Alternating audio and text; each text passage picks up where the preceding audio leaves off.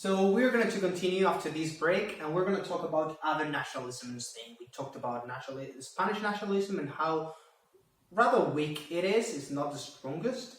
And we're going to talk about other nationalism. And the first one that is going to come to your mind, I'm sure, is Catalan. But actually, if you measure it through how much how much electoral support do nationalist political parties gain in their own regions, the region where there's more support to nationalism is the Basque country. Over 50% of the people vote for nationalist parties in that region.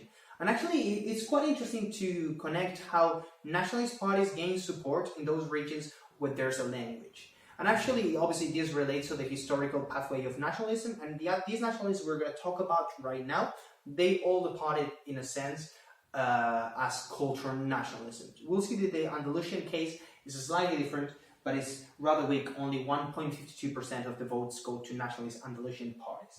But let's talk about Basque nationalism, and this actually relates to the assignment that you have to do. You have to watch El Lobo. Remember, this we still have a second film assignment, and that will be due in a week time. So actually, next Wednesday, you will have to write this essay. You will have to find instructions on Blackboard on what answer you have to specifically answer. But obviously, it relates to Basque nationalism, and it will relate to this last topic there, that will be ETA. We'll get to that. So how did Basque nationalism started? And this was in the late 19th century, late 1800s.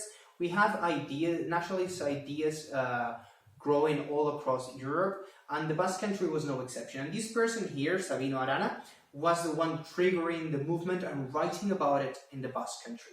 And actually, this was the extreme of cultural nationalism. Sabino Arana even got to write that Basque people had a different DNA to the Spanish people, that they were a completely different race, they had a completely different history, they had a different language, of course, so they were a different people. And these cultural traits require from a political response, and Basque nationalism had to articulate itself also politically and be a project independent from the rest of Spain. From Sabino Arana times, things have changed in the Basque country. It remains a cultural nationalism and ethnic nationalism, but it's channeled mainly through PNV. PNV is the largest party in the Basque country. We've talked about it. It's been a political party that has always been sensible, so to say, in state affairs, and it's always supported budgets, so it's always supported the parties in power in the central state. In return, what they were getting was better financing, as we were talking in the previous classes, for the Basque country, and also more developed self-governing institutions. And that's exactly the case that is happening nowadays, the bargaining between PSOE and PNV.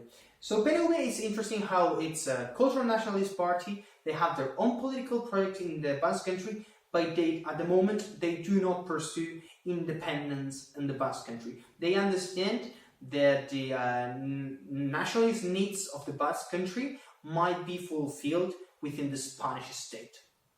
So that's quite interesting how it's different in the Basque country and in Catalonia at the moment.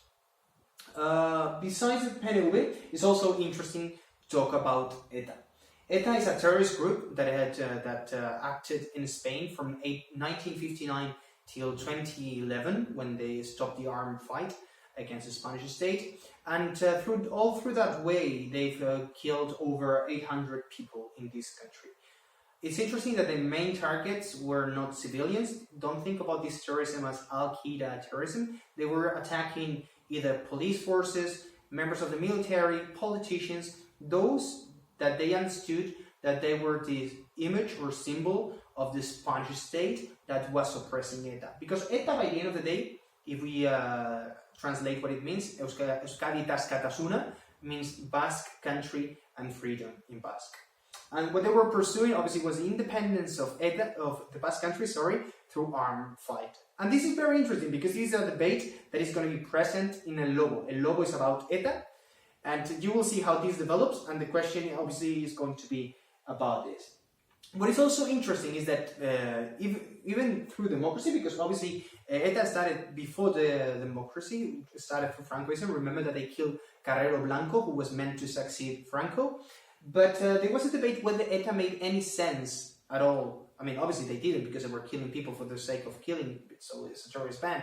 But during democracy, how could ETA be channeled democratically? And actually in the movie alone, you will see this debate within the organization.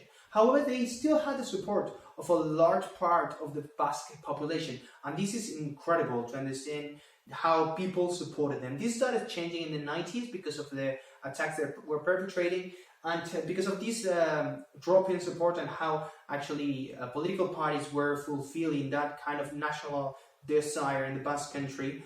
They lost legitimacy and they ended up giving up the armed fight in 2011. Other nationalities in the peninsula.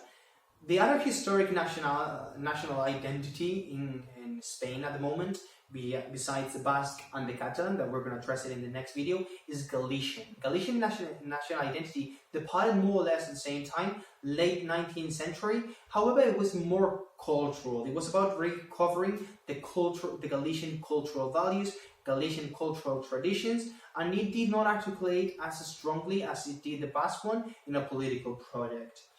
Even though during the Second Republic, Galicia also had its Estatuto de Autonomía, so it had self-governing institutions, that the desire for independence has never existed in Galicia in the same way that exists in the Basque country. Also, if you analyze this rationally, it doesn't make sense that for Galicia to be independent from Spain. By the end of the day, Galicia is less developed than the Basque country, so it will not play out in the same way.